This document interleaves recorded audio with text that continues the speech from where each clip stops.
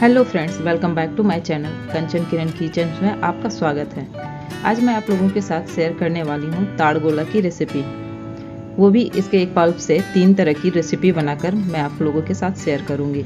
ताड़ गोला की रेसिपी बनाने से पहले हम लोग इसका पल्प निकालेंगे। पल्प निकालने के लिए एक ताड़ गोला लेंगे और इसके पीछे का जो भाग है उसे रिमूव कर लेंगे इस प्रकार से। इसके अंदर 3 गुठलियाँ होती है, इसे अलग कर लें और फिर इसके छिलकों को उतार लें इस प्रकार से, जिस तरह से मैं कर रही हूँ फ्रेंड्स। आप इस तरह से इसके छिलके आसानी से निकाल सकते हैं। फिर मैंने यहाँ पर एक स्ट्रेनर लिया है और उस पर इन गुठलियों को घिसा है। घिसने से इसके पल्प सारे नीचे की तरफ आ जाएंगे। इस प्रकार से सभी गुठलियों के पल्प को निकाल लें आसानी से। आप लोग देख सकते हो फ्रेंड्स कि मेरे पल्प थोड़े से निकल चुके हैं इस तरह से। इसी प्रकार सारे पल्प को निकाल लेना है।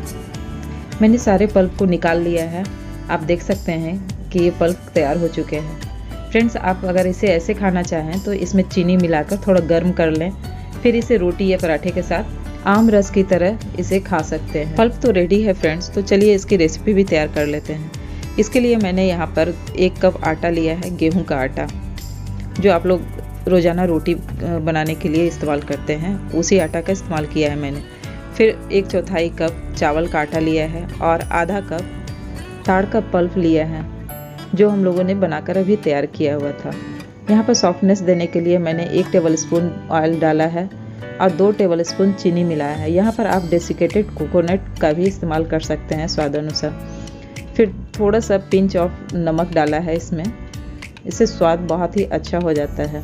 चीनी की जगह पे आप गुड़ का भी इस्तेमाल कर सकते हैं। इन सभी को अच्छे से मिक्स कर लें और एक डो तैयार कर लें। डो तैयार करने के लिए मैंने पानी का इस्तेमाल नहीं किया है।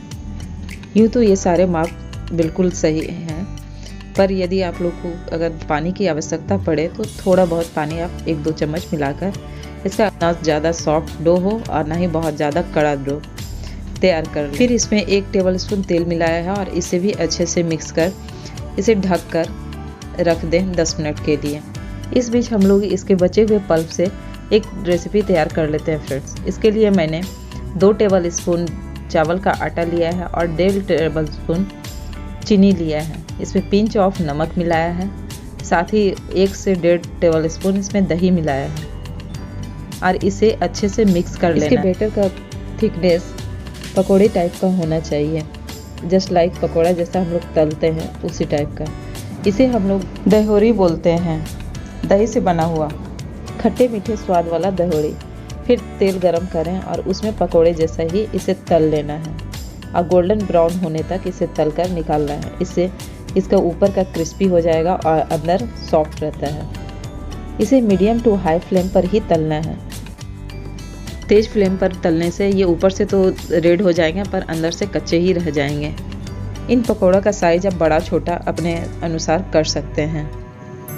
पकौड़े गोल्डन ब्राउन हो चुके हैं फ्रेंड्स। देखिए इस स्टेज पर इसे तलकर निकाल लेना है।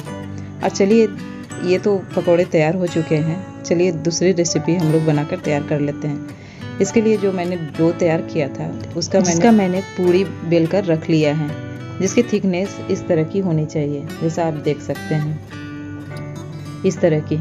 इसे भी सेम पेन और सेम ऑयल में मैंने छान कर तैयार कर लिया। आप देख सकते हैं फ्रेंड कि ये पूड़ियाँ कितनी फूली फूली निकल रही हैं। इसी तरह से इसे थोड़ा ब्राउन होने तक इसे तलकर निकाल लें। इसी प्रकार मैंने सभी पूड़ियों को तलकर निकाल लिया है। इन पूड़ियों को आप आलू की सब्जी के साथ भी सर्व कर सकते हैं। चलिए नेक्स्ट रेसिपी भी बना लेते हैं सेम डो से। जैसा कि आप देख सकते हैं, यह है खवौनी या मीठी पूड़ी। इसे हम लोग मीठी पूड़ी और खवौनी दोनों ही बोलते हैं।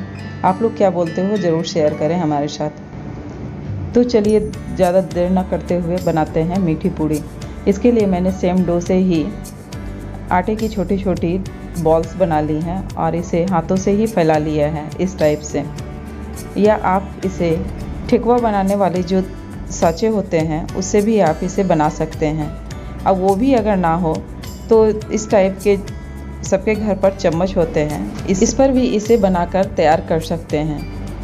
मैंने इसे बना लिया है। चलिए अब इसे फ्राई कर लेते हैं। इसकी थिकनेस बहुत ज़्यादा नहीं होनी चाहिए। इसे मीडियम फ्लेम पर ही तलकर निकाल लें मैंने इसे सेम पैन और सेम ऑयल में ही फ्राई किया है।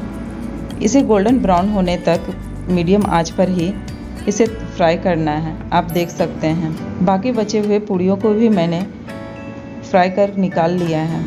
ध्यान रहे कि इन सभी को मीडियम आंच पर ही तलकर निकालना है, नहीं तो ये ऊपर से तो रेड हो जाएंगे पर अंदर से कच्चे ही रह जाएंगे। मेरी सारी पूड़ियाँ फ्राई हो चुकी हैं फ्रेंड्स।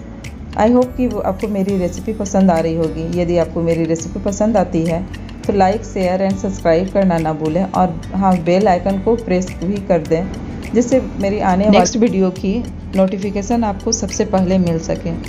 तो लीजिए फ्रेंड्स, तैयार है पूड़ी, दहीवड़ी एंड मीठी पूड़ी।